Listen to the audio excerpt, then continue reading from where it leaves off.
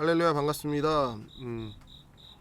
오늘은 갑자기 카메라를 켜게 되었습니다. 제가 지금 영상을 편집하기도 좀 어려운 상황이고 또 녹음하기가 원활하지 않은 상황이어서 이렇게 영상을 켜게 되었으니 조금 양해를 부탁드리겠습니다. 그럼에도 불구하고 우리가 동일한 은혜 가운데 오늘 하루를 시작할 수 있기를 진심으로 축복합니다.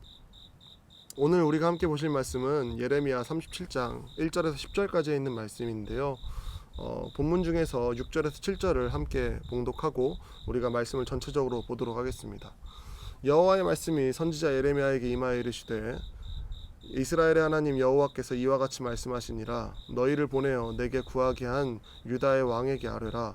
너희를 도우려고 나왔던 바로의 군대는 자기 땅 애굽으로 돌아가겠고. 오늘 본문에는 여호야김과 시드기야라는 두 명의 왕이 등장하게 됩니다. 우리가 어제 살펴보았던 요시야의 아들이었던 여호야김은 하나님의 말씀을 가볍게 여겼던 왕입니다. 여호야김은 당시 중동의 패권을 쥐고 있던 애굽에 의해 세워졌던 왕인데 시간이 흘러 바벨론이 애굽을 격퇴하고 중동의 패권을 잡게 되자 바벨론으로 잡혀가 처형되게 됩니다. 그리고 바벨론에 의해 유다의 왕이 새롭게 세워지게 되는데 그가 오늘 본문에 등장하는 시드기야입니다. 그런데 이 시드기야라는 왕을 살펴보게 되면요, 사실 자신의 유익 그리고 이스라엘, 그러니까 유다의 유익을 위해서 자신의 입장과 또 주변 상황들을 잘 활용했던 어떻게 보면 지혜로운 왕이었습니다. 앞서 애굽에 의해 세워졌던 여호야김과 이 시드기야는 입장이 전혀 달랐습니다. 그렇기 때문에 시드기야는 왕권을 잡자마자 앞서 여호야김이 잡아두었던 예레미야를 석방하고 또 자신들을 위해 기도해달라고 요청합니다.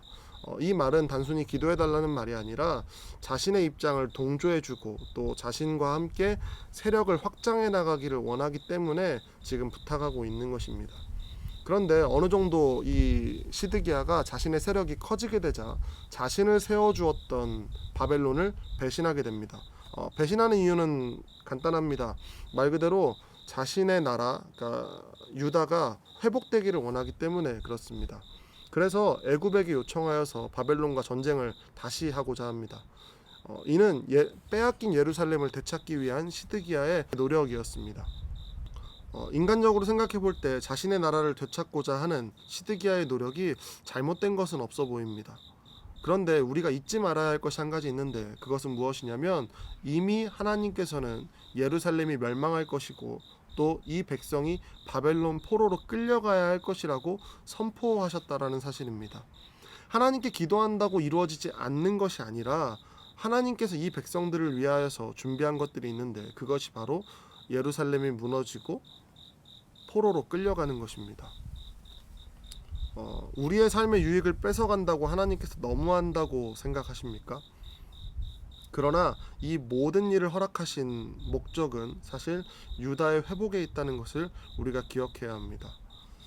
사랑하는 성도 여러분, 우리의 기준에서 우리가 원하는 것들이 이루어지지 않는다고 하여서 절망하지 않기를 부탁드립니다. 하나님께서 원하시는 우리의 삶의 수준이 무엇인지를 우리가 한번 생각해 보았으면 좋겠습니다. 비록 우리의 삶에 고통과 어려움이 닥칠지라도 하나님께서는 우리가 성도로서 은혜를 나누고 누리기를 원하십니다. 시드기야에게 선포된 심판 속에 올바른 반응은 하나님의 말씀에 순종하고 하나님을 바라보는 것이었습니다. 하나님이 없어도 이 모든 것들이 괜찮고 이루어질 수 있습니다. 이것은 하나님께서 전혀 원하시는 것이 아니라는 말입니다. 우리는 우리의 삶에서 나의 기준으로 하나님을 계속해서 끌어내리려고 하는 노력을 참 많이 합니다. 저와 여러분의 인생 가운데에서 하나님을 내 수준으로 끌어내리는 일을 하지 않는 저희가 되기를 진심으로 축복합니다.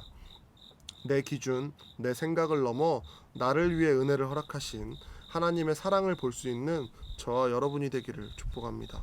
우리가 예레미야 말씀을 바라보면서 끊임없이 반복되는 심판과 또 순종과 불신에 대한 이야기들을 계속해서 보게 됩니다. 그 가운데에서 우리가 지금 이 시대 가운데 바라봐야 할 것은 하나님께서 지금 이 시대를 향하여서 우리 기독교인들이 어떤 모습을 가져야 하고 어떤 영향력을 가져야 하는지를 고민하길 원하신다라는 것입니다.